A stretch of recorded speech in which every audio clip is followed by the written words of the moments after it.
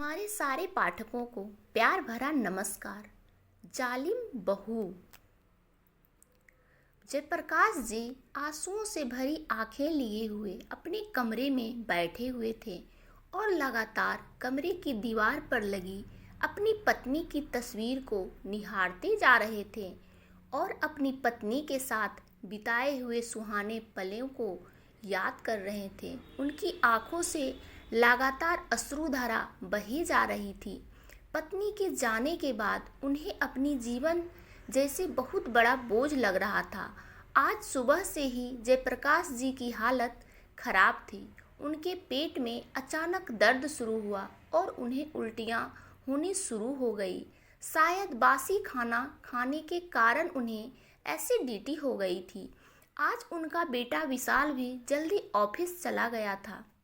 जयप्रकाश जी ने अपनी बहू को कहा, बहू जरा विशाल को फ़ोन लगाकर घर बुला ले, मेरी हालत कुछ ज़्यादा ही खराब लग रही है, शरीर में जैसे जान ही नहीं रही। जयप्रकाश जी के इतना कहने की देर थी कि बहू सुनीता तो जैसे उन पर चिल्लाने को तैयार थी। बाबूजी, आपको तो और कुछ काम है नहीं सिवाय मेरे पति के खर्चे को बढ़ाने के। ऑफिस गए हैं वो, और आपके लिए ऑफिस छोड़कर तो नहीं आ सकते ना। कितनी बार कहा है, जितना खाना पचे उतना ही खाया करो। खाने में तो आप किसी चीज़ का परहेज करते नहीं, सारा दिन मुंह चलता रहता है। आपका बुढ़ापे में जीभ पर काबू नहीं रखेंगे तो उल्टियां ही करेंगे।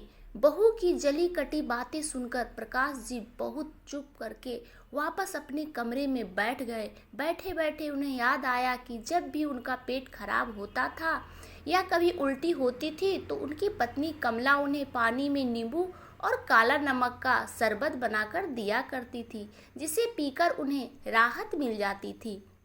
शरबत बनाने के लिए जयप्रकाश जी ने अपनी पोती प्रिया को आवाज़ दी और थोड़ा सा नींबू पानी बनाने के लिए कहा। प्रिया ने ही दादाजी के लिए नींबू पानी बनाया और दादाजी को दिया। नींबू पानी पीकर जैसे ही गिलास रखने लगे तो कमजोरी के कारण कांपते हाथों से पानी का गिलास नीचे गिर और टूट गया। जैसे ही सुनीता ने गिलास टूटने की आवाज़ सुनी, वह दौड़ी दौड़ी रसोई घर में आई। अब तो बाबूजी की खैर ही ना थी। सुनीता ने बाबूजी पर तानों की बाछोड़ कर दी। जानते हैं कितना महंगा गिलास था, आप तो कमाते हैं नहीं, वगैरह वगैरह। उनका एक एक शब्द बाबूजी के दिल में तीर की तरह चुभ रहा था। अब दोपहर के 3 बजने को आए थे और उल्टियों की वजह से बाबूजी का पेट बिल्कुल खाली हो गया था और उन्हें बहुत जोर से भूख लग रही थी, लेकिन बहू से कहने की उनकी हिम्मत नहीं हो रही थी, तो खुद ही उठे और रसोई में खाना डालने लगे। खाना लेकर अपने कमरे की तरफ बढ़े ही थे कि सुनीता ने रास्ते में ही उन्हें टोका और बोली, यह क्या बाबूजी, अभी तो आपको उल्टियाँ हो रही थी और इतनी जल्दी आपको भूख भी लग गई। आपको क्या दिख नहीं रहा कि आपकी उल्टियाँ की वजह से कितनी गंदगी फैल गई है? आइए और पहले वह गंदगी साफ कीजिए। कहते हुए सुनीता ने बाबूजी के हाथ से खाने की प्लेट छीन ली। भूख प्यास से तड़पते हुए जयप्रकाश जी केवल बहू की तरफ देखते ही रह गए। सुबह से शाम हो गई, लेकिन जयप्रकाश जी के मुंह में रोटी का एक निवाला तक ना गया। शाम को जब उनका बेटा विशाल घर पर आया तो उसने पूछा, बाबूजी क्या बात, आपकी तबीयत ठीक नहीं लग रही? जयप्रकाश जी ने उन्हें अपना हाल सुनाया तो विशाल बोला, तो आप मुझे बताते, मैं आपको डॉक्टर के पास लेके चलता।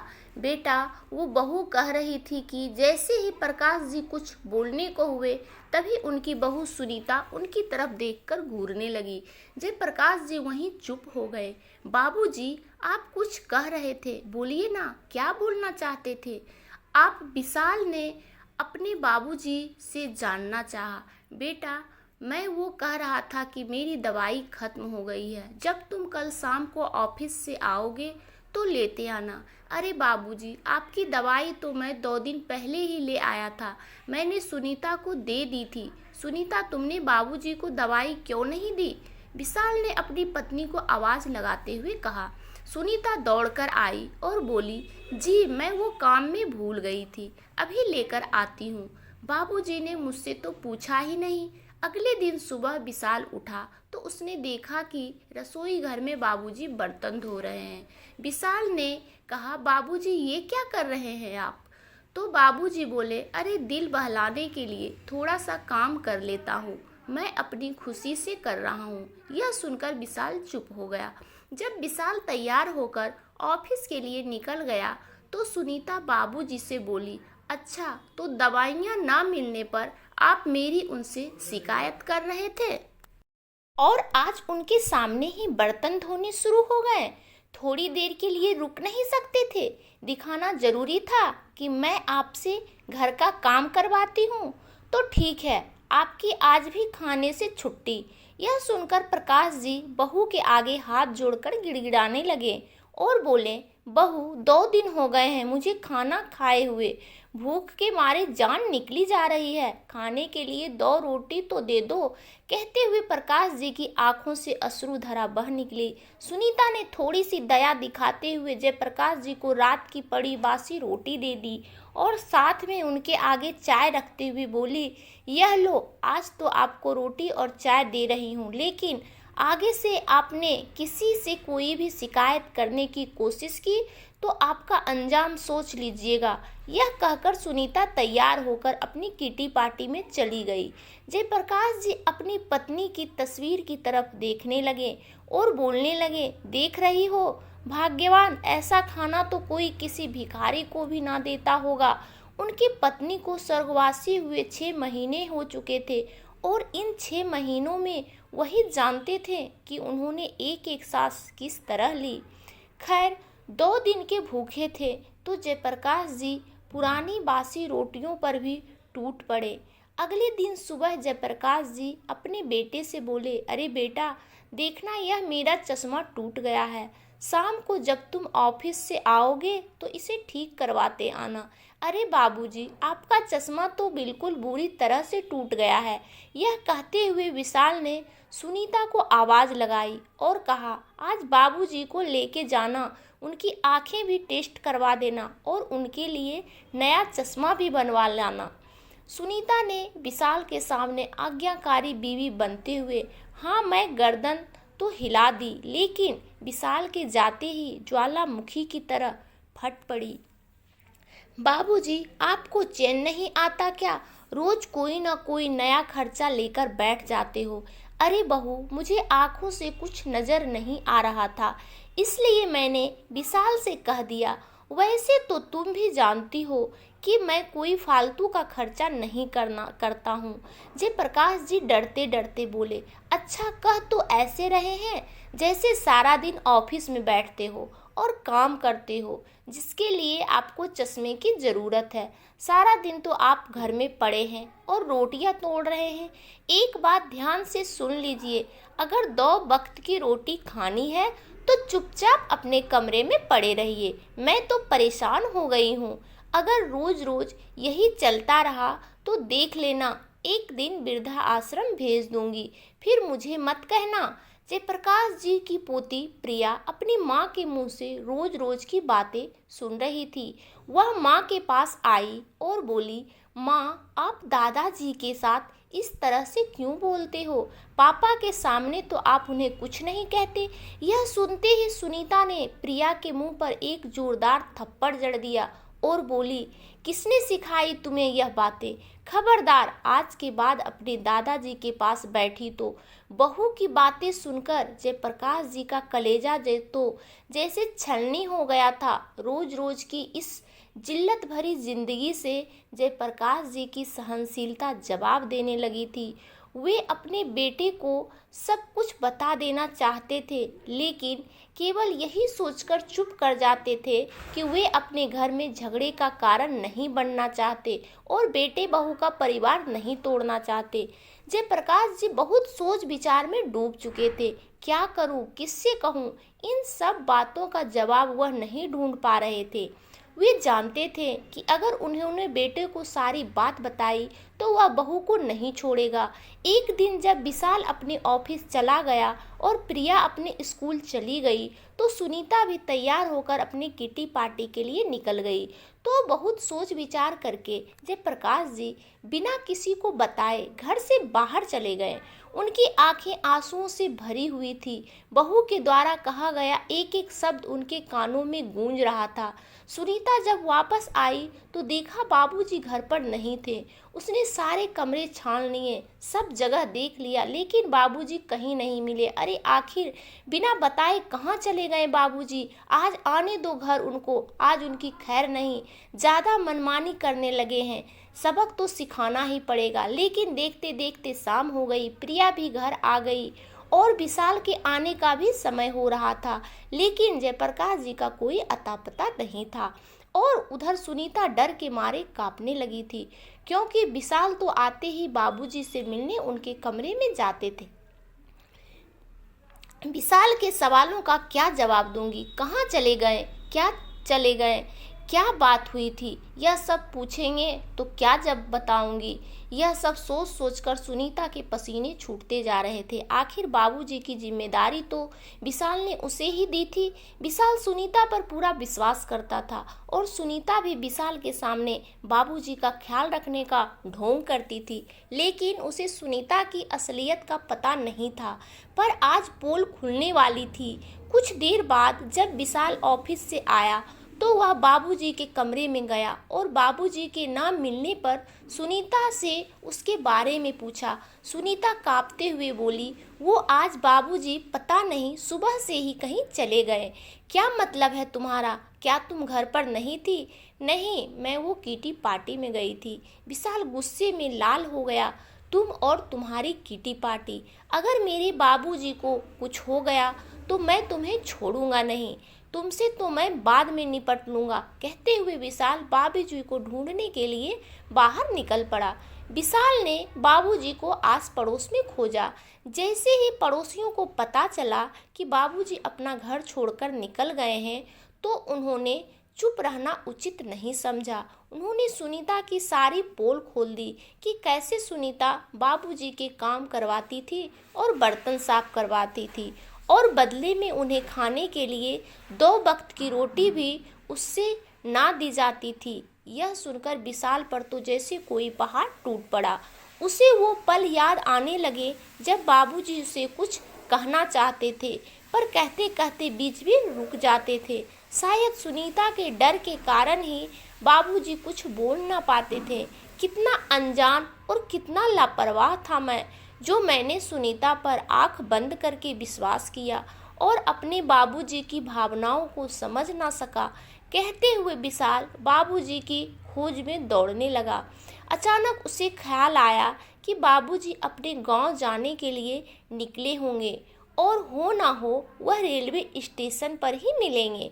विशाल दौड़ते दौड़ते रेलवे स्टेशन तक पहुंच चुका, लेकिन वहां जाकर भी उसे बाबूजी कहीं ना मिले। वह थक हार कर प्लेटफॉर्म पर बैठ गया और सामने ही देखा कि बाबूजी भी प्लेटफॉर्म पर ही बैठे हुए हैं और लगातार आंसू बह रहे थे।